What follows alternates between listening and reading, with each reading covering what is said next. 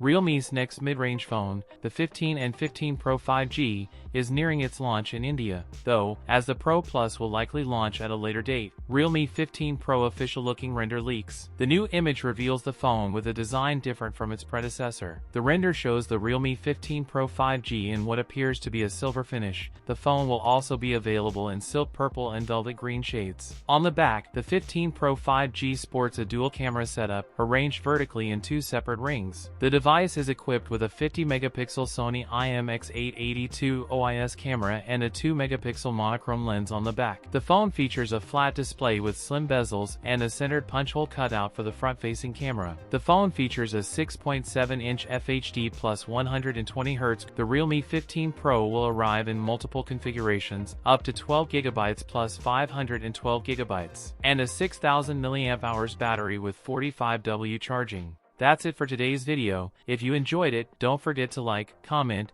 and subscribe for more content. Thanks for watching, and I'll see you in the next one.